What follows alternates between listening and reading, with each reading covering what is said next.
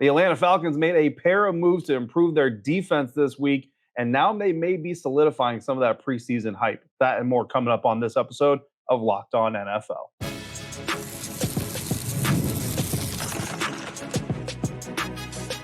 You are Locked On NFL, your daily NFL podcast. Part of the Locked On Podcast Network, your team every day. And welcome in, football fans, to this Friday episode of Locked On NFL. This is your daily podcast covering the National Football League, part of the Locked On Podcast Network, your team every day. Thank you so much for making Locked On NFL your first listen of the day every day. Don't forget that you can subscribe for free on YouTube or wherever you are getting this podcast. I'm David Harrison. He's Lauren Cox. We are both members of this illustrious Locked On Podcast Network. I'm covering the Washington Commanders, and Lauren is covering the Chicago Bears. So the number one and the number two picks in the NFL draft are represented right here. Locked On Commanders, Locked On Bears is where you can find us when we're not here for Locked On NFL, which is here for you every Monday through Friday, along with our everydayers and everydayers. We appreciate you for coming through. Today's episode brought to you by Gametime. Download the Gametime app, create your account, use a promo code Locked On NFL, and you'll get $20 off your first purchase. Terms apply. And on today's episode, we're going to go through the training camp injury list and pick out some of the most significant for various reasons. And we'll talk about some of those guys. We're also going to talk about an NFC South shakeup because the Atlanta Falcons, Lauren, have been busy. Typically, this time of year, you don't see teams make major roster moves unless they've had other major roster issues, as in injuries. Usually you see a guy go out or maybe a holdout happens, and so a move is made. The Atlanta Falcons, not only Eve exactly, but just a short time before they make their second preseason debut of the year, have gone out and gotten themselves a pair of defenders. We're going to start off with the first defender that they added to their roster, which was former Patriots pass rusher Matt Judon. What do you think of the deal there for the Patriots sending Judon to the Falcons? They're going to get a 2025 third-round pick, according to Ian Rappaport, and the Falcons get Judon. So he's set to make $6.5 million this year. And, of course, the thought process, right, is that they're going to pay him. So what do you think of that situation? Yeah, it's not often that a team gets to add two Pro Bowl players in 24 hours with Judon and Justin Simmons there. But, yeah, with Judon, he was interesting because we all knew he was available, that, the Patriots were likely going to send him somewhere, and it was just a matter of time and getting the right offer. And it comes down to the Falcons, and it sounds like the Chicago Bears were the last two teams at the top of the pyramid here. And so it's been something I've been talking about a lot on my podcast, where it's like he's a 32-year-old pass rusher who's coming off of a season-ending bicep injury. And so it's not necessarily someone you're eager to have to invest a super, super long-term contract in, but he's a guy who's had 12 and a half and 15 and a half sacks the last two seasons he was fully healthy, and been 4 straight years as a Pro Bowler. Like, that's the kind of move that can take a team like the Atlanta Falcons that's really in a pretty tight Super Bowl window that they're going after with Kirk Cousins, to say, we don't need to worry about what he's going to be for us 3 or 4 years from now. Let's just get 1 or 2 really good years out of him to bolster this pass rush and really solve a position that, I don't know if it was like a humongous weakness for the Falcons, but definitely an area where they could use an upgrade like this and kind of move everyone down the depth chart a little bit more. Much like the Bears were in the same spot with Montez Sweat, the Falcons are there with Lorenzo Carter. Like, get somebody to pair with him on the opposite side, and it's going to have a ripple effect across that defense. So it makes a lot of sense for them. Yeah, I think it made a lot of sense too. And happy birthday to Matt Judon. Actually, on the day that we're recording, we're being recorded on Thursday. It's our Friday episode, but Thursday is his birthday, so he's officially 32 years old today. And the fact that is considered old, and I'm 10 years older, is sad, but that's okay. But like you said, Matt Judon, 32 years old, right, joining the Falcons, and this is, just like you kind of mentioned, the perfect move for a team like the Atlanta Falcons to make, because they're not talking about a window that they're looking to extend and keep open for 10 years. And, they love to do that. But first things first is you got to get the window open, right? And in order to do that, you got to have the playmakers. And obviously a team that goes after Kirk Cousins is not necessarily looking 5, 6, 7 years down the road. So Matt Judon fits that mold perfectly, coming from the Baltimore Ravens before he went to the New England Patriots, multiple Pro Bowl seasons. So obviously they're going to look to tap into that, and hoping that they got him relatively on the cheap. I mean, that third-round pick, that could certainly turn into a key player for 4 years or more, depending on how contracts and all that stuff work. So perhaps the Patriots will end up 7 years from now saying, "Oh man, that was a great trade." for us, but the Falcons are kind of hoping that they're going to be able to say that was a great trade for them here this season and then moving forward. And then another deal they're hoping is going to be looked back on very fondly is the 1 year, $8 million contract that they agreed to with Justin Simmons, who a lot of people were, well, I don't say a lot of people, some people were surprised that he was still available at this point. However, he and his representatives have made it known that he had gotten some conversations and some offers and some interest from other people, but he was kind of taking his time and wasn't really in a huge rush and all that stuff. ESPN did a poll of NFL executives, scouts, and coaches, and Justin Simmons still made the list as one of the top safeties in the NFL, despite the fact that he was still available as a free agent post training camp, where typically you don't have a lot of people who are that good a quality available. So Justin Simmons, not no spring chicken himself, right? He's 30 years old, turns 31 in November. So again, kind of fits that mold. But Lauren, what do you think of Justin Simmons going to Atlanta?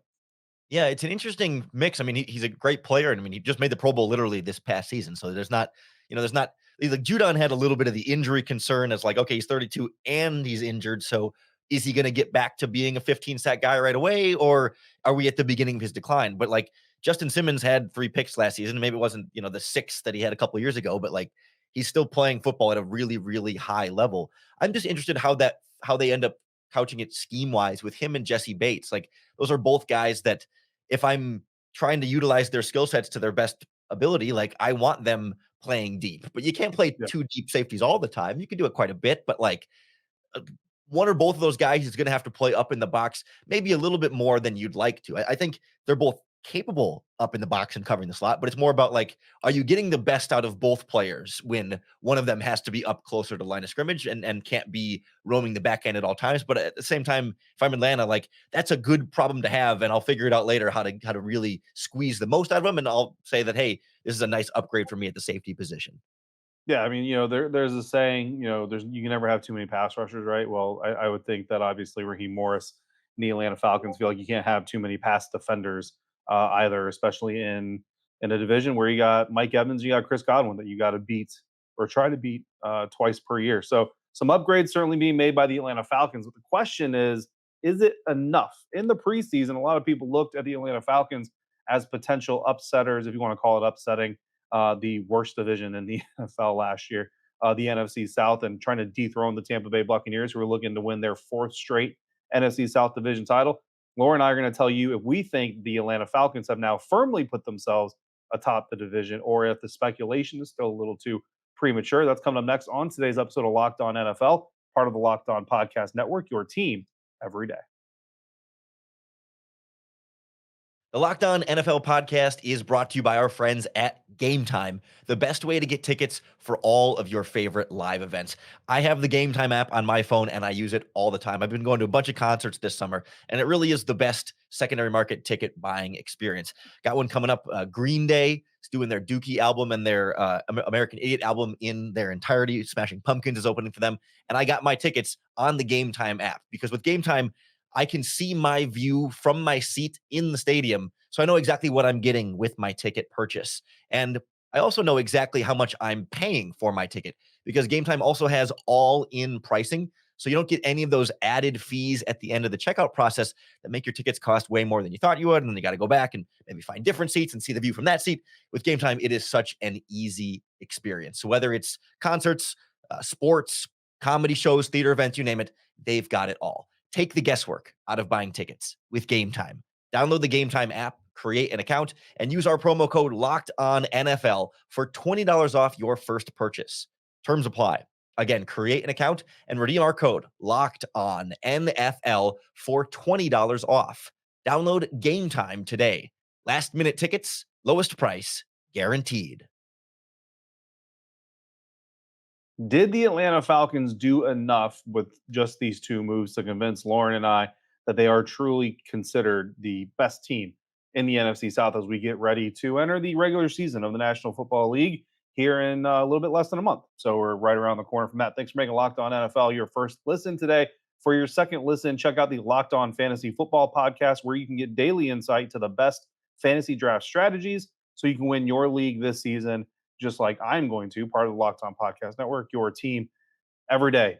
You got to speak it into existence. Tell you what, Sam Howell surprisingly enough, took me to my fantasy league championship round last year, and then right as he was hitting his wall, my team hit our wall, and I did not win the championship. But speaking of teams trying to win championships, Tampa Bay Buccaneers, 3 straight NFC South Division titles. Before that, the New Orleans Saints, 4 straight NFC South Division titles. Literally the complete opposite from the NFC East, where nobody can win back-to-back division titles in the NFC East. Everybody's winning. Well, not everybody, but the only 2 teams that are winning them all back-to-back. The Atlanta Falcons want to get into that dance, Lauren, and coming into NFL draft season and even training camp season, like a lot of people just kind of looked at the Falcons and said, this is the best team in the NFC South on paper.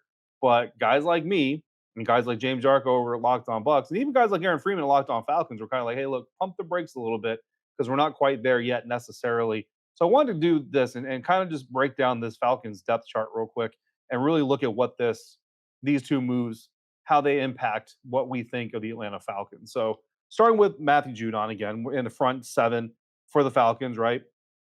3-4 base defense for what that's worth.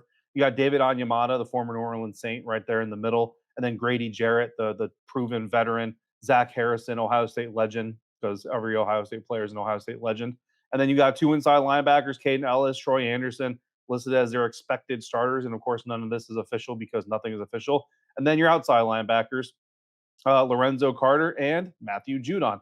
When you look at that front 7, Lauren, I guess on a scale of 1 to 10, if you're an offensive coordinator, if you're an O-line coach, right, and your guys have to protect your quarterback against that group of 7 rushers, where are you on the panic scale from 1 to 10? 10 being, I might as well just retire.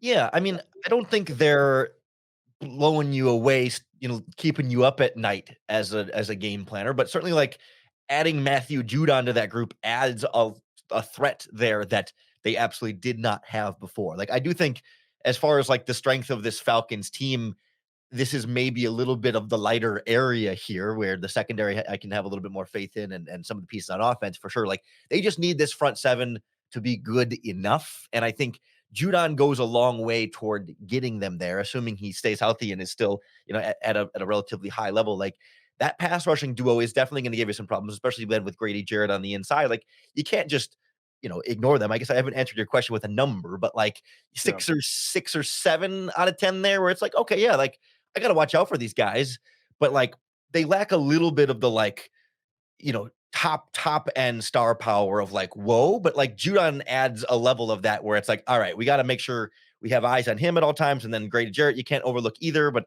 it's both of them are trending towards the end of their careers. And it's just a matter of how much you can really squeeze out of them still, or how much longer they're going to play at an elite level. Yeah, no, I agree. And I think, the trickle down economics of this, I think, are important as well because, if Matthew Judon's not there, and this is what the Falcons basically dealt with, in their first preseason game, I think that's kind of why they went out and made this move.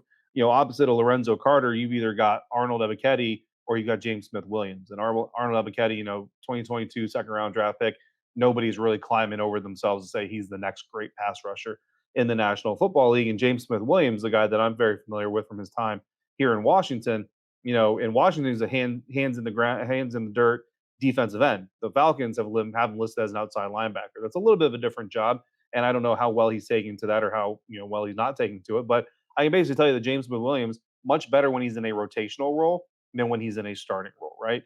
And so now if you take him or Arnold Ebiketie out of that starting role because you put Matthew Judon in opposite of Lorenzo Carter, well now you also are taking out your primary rotational piece because if Ebiketie is your starter, James Smith Williams is your primary rotator, or vice versa. And now one of those guys is now your secondary rotating pass rusher. And so you're kind of making that second and third wave of your pass rush better. And as you get through some of these games and even some of these shootouts, you have the ability to hopefully execute. Because if James Smith Williams is your rotational pass rusher, or situational pass rusher, or sub package, or however the Falcons are going to operate this, I feel much better about that personally than if James Smith Williams is my guy and the guy behind him is my rotational piece. So I think that matters certainly, and that is certainly an impact and where one player can kind of help grow the entire thing. Now, as a unit, like you kind of just alluded to, they're not going to keep you up late at night too much, but at the same time, defensive flow works backwards and it works forward. The pass rush can help the secondary.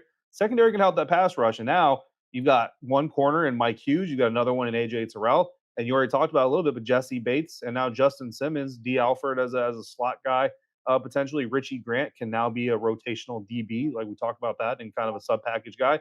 How do you look at that secondary?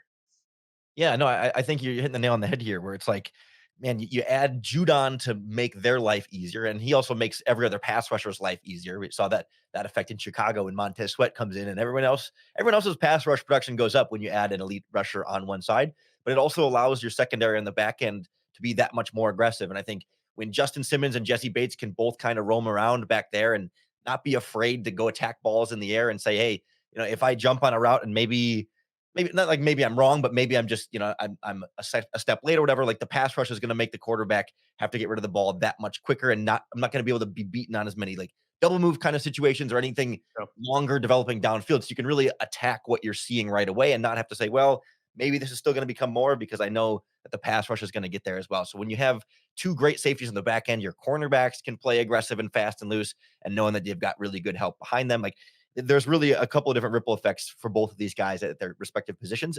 And when I think about the Falcons, like the objectives of this offseason, like get the defense better. Obviously, they wanted to upgrade the quarterback position and the offensive play calling. Like, kind of done all that now. It took them until now to really, finish the defense rebuild, but like they've got a lot of additions at the really key spots that I think if everything comes together the way we think it can, that's what really solidifies them for me. Yeah, absolutely. And it's interesting because on Thursday, while we're out at Commanders and Miami Dolphins joint practice, a similar topic actually came up that kind of fits this conversation. And another beat reporter out here and I got started talking about some of the Washington great defenders that had come through. And unfortunately, the conversation was actually about how many really good or great defenders this franchise has had that won nothing, like London Fletcher and D'Angelo Hall and Fred Smoot and I already said London Fletcher, but Sean Springs, Sean Taylor, obviously. D'Angelo Hall was really good for a time here, and the conversation quickly turned into Lauren how some of those cornerbacks were so aggressive, like D'Angelo Hall, kind of known for being that aggressive type of cornerback, and how they could afford to be that aggressive because they had guys behind them. And one of those guys, obviously, if you got Sean Taylor behind you, I mean, you pretty much feel comfortable. You can be as aggressive as you want to as a cornerback. So not only does pass rush trickle back and help the secondary, but who you have in your last line of defense can help your corners, and who your corners are can help your safeties. Like it all goes hand in hand. Obviously, the worldwide economics of football roster management, and I think this is one of those moves that really helps that because you have two guys like you mentioned, Jesse Bates and now Justin Simmons, and I think that the Falcons haven't updated their depth chart. But I think our lads has Justin Simmons penciled in as a strong safety, and again, both of them are kind of better as cover guys, but if you have one or two of those guys behind you and who's behind you, again, a guy like AJ Terrell can go out there and be a little bit more aggressive. And if Raheem Morris can get his defense to grab one or two more takeaways, every other game, or more importantly for him, probably get a couple of takeaways against the Tampa Bay Buccaneers, could certainly help them solidify some of that hype that they had when they brought in Kirk Cousins. So now the question, Lauren, are the Falcons the best team in the NFC South now, or are you in the school of thought where they still need to prove it before you're going to hand that over? Yeah, there's definitely still a level of proving here, and I think I would assume we're both and probably most people are of the idea like it's either the Buccaneers or the Falcons. Like they're the conversation right now. The Panthers aren't there yet. A lot of people have a lot of doubts about the Saints. Maybe I'm being too harsh on them, but I really don't see things going well in New Orleans this season. So it's a matter of like, okay, can Atlanta surpass where Tampa was last season? Will Tampa be able to repeat? Because like I have questions about both of them, and Yeah. so I think like Tampa to me still needs to prove that like, okay, they can keep up with what they did last season. And that wasn't like them peaking with everything going their way with Baker and Dave Canales. And now Dave Canales is gone. Liam Cohen is in. Like, would they be able to still get the same Baker? Or was that kind of like one year where things came together as great as they could? And that was as far as they could go. And now, like, I think Atlanta has the potential to be at least a 9-win team, assuming Kirk Cousins stays healthy. But you've got the quarterback, you've got the offensive coordinator, you've got all the weapons that have been there the whole time. And now you add these pieces to the defense. Like that feels like a first place NFC South playoff team. And Right. I think the Buccaneers to me still have to reprove a little bit of like, okay, because last year was a little bit of an overachievement for them in the first place. So prove to me that wasn't purely overachieving and that's actually as good as this team is. And they made some nice additions as well, not to overlook them. But like, I think both these teams have to prove it. And I would put my money on the Falcons right now. And of course, Lauren, we've got divisional roundup episodes coming up here on the Locked On Podcast Network. So all 4 NFC South hosts, Aaron Freeman of Locked On Falcons, Ross Jackson of Locked On Saints, James Jarko, Locked On Bucks, and Julian Council of Locked On Panthers. They're going to be able to debate that themselves. But we're going to turn back to training camp because obviously we're still here in the preseason of the year. And we're going to go over some of these injuries, which ones are the most significant and why for their teams. That's coming up next on today's episode of Locked On NFL, part of the Locked On Podcast Network, your team every day. The Locked On NFL podcast is brought to you by LinkedIn Jobs. When you're hiring for your small business, you want to find quality professionals that are right for the role, and that's why you have to check out LinkedIn Jobs because they have all the tools to help find the right candidates for your team faster and for free. I'm on LinkedIn. I bet you're on LinkedIn. If you're not, a lot of your friends, family members, and coworkers are all a part of LinkedIn. And that's why it's not just a job board. LinkedIn helps you hire professionals that you can't find anywhere else, even those who aren't actively searching for a new job, but hey, maybe they'd be open to the perfect role.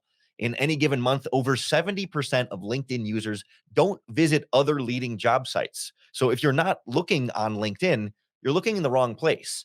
86% of small businesses get a qualified candidate within 24 hours. So hire professionals like a professional on LinkedIn. Post your job for free at linkedin.com/lockedonnfl. That's linkedin.com/lockedonnfl to post your job for free. Terms and conditions apply.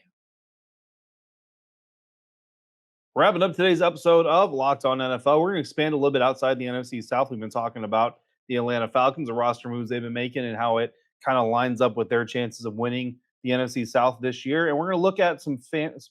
We're going to look at some training camp injury reports, Lauren. A lot of players on these injury reports, some of them more severe than others. And I think first things first, actually, you kind of mentioned it before we started recording. JJ McCarthy, right? Minnesota Vikings rookie quarterback, MCL injury, if I remember correctly from the reports, had surgery or is having surgery and will be out for the season. What are your thoughts on just that whole situation? And what do you think happens with the Vikings now? Yeah, it's the meniscus, which I don't think is the M in MCL, but close enough. It's all in the same knee. There's an M. Yeah, yeah. I mean, it's interesting because like it's devastating for the Vikings because you wanted JJ McCarthy to be around and be able to develop and be part of this year one of growth, but at the same time, like they're fully going with Sam Darnold as their week one starter. Like if JJ McCarthy was 100% healthy today, still the plan is that Sam Darnold will start week one, and in theory, will start the entirety of the season. Like the plan is not Sam Darnold's going to stink and JJ McCarthy's going to get out there. Now, maybe that was inevitable or likely, or what maybe that's kind of what we all thought was going to happen at some point. Yeah. But it's not like they were counting on JJ McCarthy to win them football games this season just yet. Like that wasn't the plan, even if it's maybe the backup plan. So like, yes, it's terrible for McCarthy and you feel really bad for him, and it is going to limit his development, which is ultimately most important. But in terms of like affecting the win-loss total for the Minnesota Vikings this season, in theory, he was supposed to be the backup quarterback all season, so it's not going to be as devastating to their playoff chances, for example, as maybe it feels like because it's his development. Like the Jordan Addison injury when he went down to practice and was carted off, that one was like, whoa, that's really going to affect them. But it sounds like it's not going to be super serious for Addison, but I haven't heard like a concrete thing there. It's just more like they don't think it's going to be a major injury. So crisis averted there, but you got to watch out for the knees in Minnesota right now. Get the pads on, get knee pads on there, bubble wrap around those things because they're not holding up. Yeah, no, absolutely. I'll tell you, I have a little bit more of a conspiracy theory angle to this, and it's just probably because there's like conspiracy theories. But I'm in that group you mentioned. I'm in the group that expected the Vikings to roll out Sam Darnold for some struggles to happen, and for JJ to eventually get in there, week 4, week 5, somewhere around that ballpark, because you have this receiver that is just, all world, best receiver in the league, all those things. And these guys can get frustrated and franchises get frustrated, they get impatient. And I think you have a situation here where this head coach doesn't have, all the time in the world. Like, there's not a whole lot of goodwill built up to where he can just have these bad years and be like, oh, well, this happened, or, oh, well, that happened. And, Kirk Cousins hurt his ankle and all, it's not my fault type of thing. Because I don't believe in Sam Darnold. I just don't. I don't think Sam Darnold is a starting caliber NFL quarterback. And I just felt like that was the inevitable switch that would happen is that JJ would get some time. I thought the Vikings were being really smart. Let's not hype him up too much and throw him out there and make everybody look for him in week one and all that stuff. But I feel like probably somewhere in the back of their heads too, they kind of were like, all right, he's probably going to come in like week 5. But now that's not going to happen. Now you might be stuck with Sam Darnold, and I don't know who their backup is now, but a rotating group of quarterbacks like they kind of went through last year, like the Cleveland Browns went through last year. And what it all spells to me, Lauren, quite honestly, is they might end up with a top 5 pick and a very upset, highly paid wide receiver and an impatient owner. And I'm not too sure that we're not having a conversation next March about whether or not the Minnesota Vikings should draft a quarterback in the top 5 or roll with JJ McCarthy coming off this injury and surgery and not a lot of experience because he may be a relative unknown. And if you're a head coach in that situation, can you afford to not go after, I don't know, Carson Beck out of Georgia if he's available? Right. So again, it's a lot of conspiracy theory, but I think that injury is incredibly is could be significant depending on how the Viking season goes. Now, if Sam Darnold balls out and the Vikings go to the playoffs, I'm 100% wrong and it doesn't matter anyway. And JJ can still be the future. But I'm also looking in the same division, Lauren. I'm looking at Jahmyr Gibbs because Jahmyr Gibbs, his situation is a hamstring situation. And again, the reports are that, he'll be back and there's just, abundance of caution is the word that's thrown around in Washington. But, again, like a guy like Jahmyr Gibbs, like he needs that hamstring. If he doesn't have his hamstring, he's not Jahmyr Gibbs anymore. And the Detroit Lions, like as good as they were, and as much as I loved watching their rise and their success, they're kind of this team that needs all of their pieces firing at the same time. Like they really can't. Like you look at their roster, and you look at like what Jared Goff has done. I'd say Jared Goff is much more the driver of a car that is accentuating his abilities versus he accentuating the vehicle's abilities. So the more of his tires fall off the frame, the less likely he is to be incredibly successful. So I do get a little bit worried about a guy like Jahmyr Gibbs because hamstrings, yeah, they can come and then disappear and it's an afterthought, but they can also come and linger and get re-aggravated when they come back. And so I just worry about that a little bit just because you literally talk about possibly outside of an ACL, the worst injury for a guy like Jahmyr Gibbs would be a hamstring injury. Yeah, and you never want the guy to start the season recovering from that injury, right? Because you always kind of wonder, like they say he'll be ready in time for the regular season, but does that mean he's 100% week 1, or does that mean Right. he's 75% week 1? And if you're Yeah. 75% in week 1, are you ever going to get back to 100%? Like is a bye week going to be enough to recover, or are you going to be playing the entire season again, not like 50%, but not as good as you can be. Like, I think the Yep. same thing when it comes to somebody like Puka Nacua with the Rams, right? He's got a knee injury week to week, they're calling it, and they're hoping he can be ready for week 1. But like, it's a little bit different than, I mean, not that it's not better. I mean, it's not worse than having a surgery, but at least like when a player is coming off of a surgery, you feel like, okay, once they're 100% recovered, like there's like true recover there. You're not putting him out there until like you're confident in the stability and strength of that recovery. So like, not that you would want these players to have had surgery, but like you compare that to somebody who might be coming off of off-season surgery and still trying to get back in. That's a little bit more feeling like once they're back, they're good. But when guys are dealing with these kind of lingering stuff and some of the softer tissue stuff, that can really give you a less than 100% version of that player for maybe the entirety of the season, or maybe eventually they kind of catch up, but you're risking some re-injury throughout that process too. So those are always kind of the messy ones to me, where maybe the guy isn't showing up on the injury report for a lot of the season, but he's still battling through something that you don't really end up finding out about until after the year, when you're like, oh yeah, actually that ankle thing was really actually hurting him quite a bit, and he was just Yeah. playing.